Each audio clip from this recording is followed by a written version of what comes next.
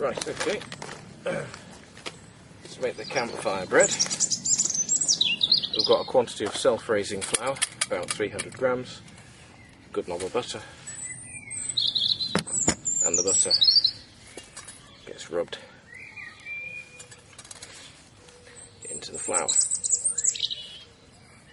There's about half a teaspoon of salt in here as well to make our campfire bread. So how's the fire doing, Max? Fine. Yeah, nice and hot. I can still feel heat from there. Yeah.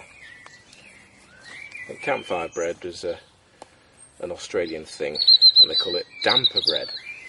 I think that's because they used to damp down the fire before they cooked the bread in it. So obviously if you have the fire too hot, the bread is going to be black and scorched and burnt and charred on the outside and gooey and raw in the middle, and you don't want that. I think they actually used to cook it just in the bare coals, but we're going to use a Dutch oven just to make things a bit more controlled. I think nowadays people tend to make damper bread with milk in. Traditionally it was just plain water, very simple unleavened bread.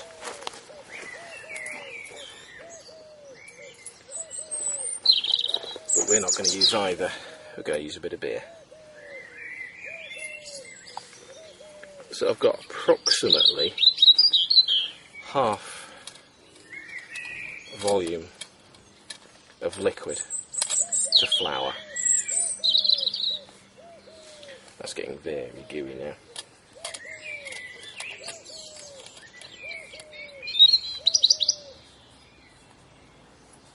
Actually, Max, can you walk all the way around the fire and come and get this glass of beer in case I need a bit more? Right, so just a little splash in there. Good lad, that's it. Maybe, let's have a look. Just a tiny bit more there, Max. That's it, good lad.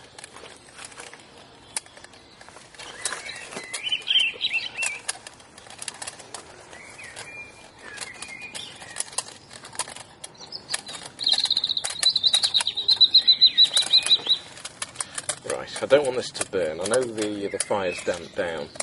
What I'm going to do to make sure it doesn't scorch on the bottom, I'm going to put a layer of flour in that Dutch oven just to rest the dough on as it bakes. Let's see how we're doing here. Can I start putting the flour on the bottom? Yeah, good work.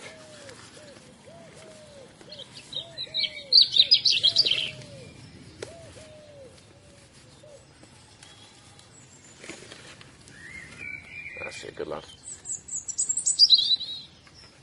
So what I'm going to do, I've got the fire bricks around the fire. Obviously traditionally you would have had stones around your campfire, which those have soaked up the heat as the fire has been burning.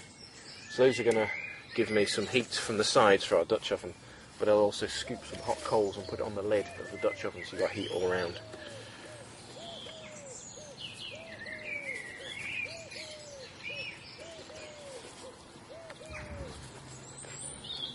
So when are we going to eat this bread? I reckon we'll have it with a barbecue for lunch. Okay. This is possibly the ugliest loaf of bread I've ever made.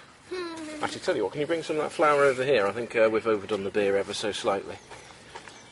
Let's have a check. Before you put any on, let's just see how we go. It's quite good to have a moist dough, because you do obviously then get a far more moist and risen bread. You know what? I think this is probably just on the bounds of acceptability. It's a fairly ugly loaf, but I think we don't really care what it looks like. So we're going to leave it. No more flour. Just going to bung that back in the bowl.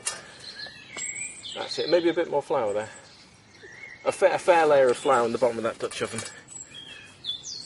I think it's around the edges so it's going to smoke. Yeah. We're going to have to even that out. Right. Don't want to leave it sticking. Okay. A bit more. So that's that.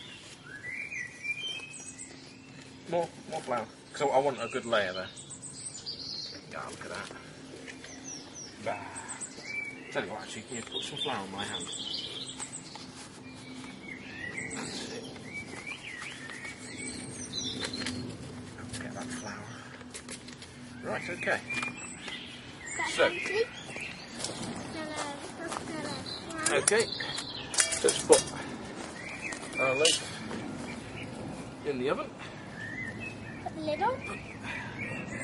The lid on the Dutch oven.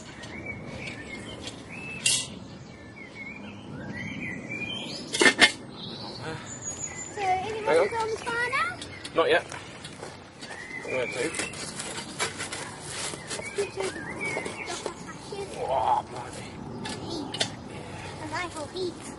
So in that goes. And on. How do you get those coals off? I've got some welding gloves. So, we need to time from now approximately 20-30 minutes. And then it should be done.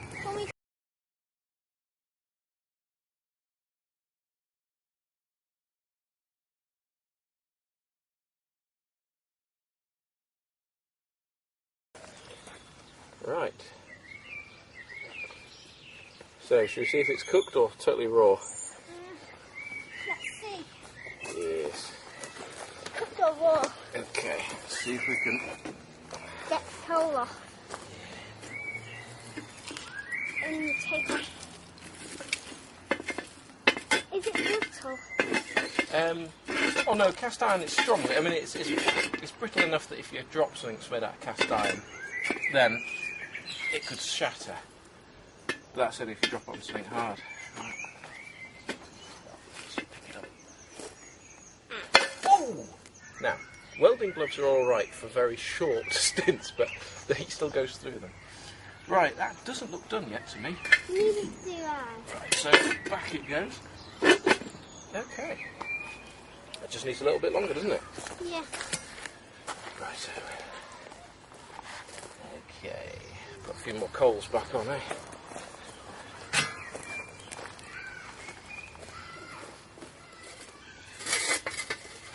So it probably needs about 10 more minutes, doesn't it?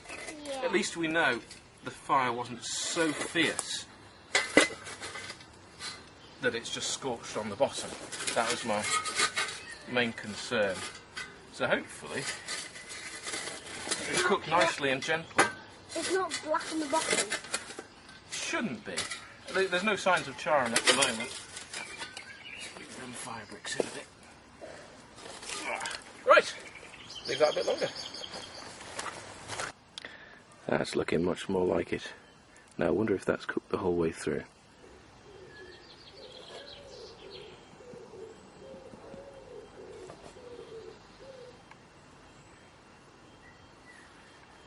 Right, I think that needs just a little bit longer.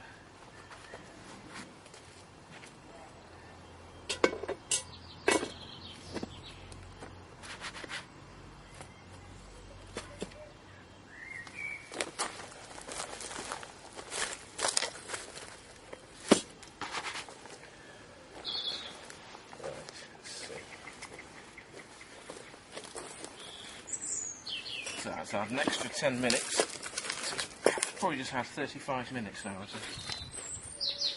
Oh, first it's 25. Oh, that looks more like it, doesn't it? Yeah. Right, how hot's that going to be? A bit more. It's quite hot, actually. What? Quite hot. Oh, look at that. Lovely. Now it's going to be really hot if you want to try that. Let's just put some there in a bowl to cool down. See if it's cooked the whole way through. Oh, look at that. Brilliant. That's lovely, that's great. Looks the stuff, doesn't it? Well, that's not bad at all. Just a little bit of beery taste to it. Yeah. That's nice. Think everyone else will be pleased at the barbecue. Jolly good.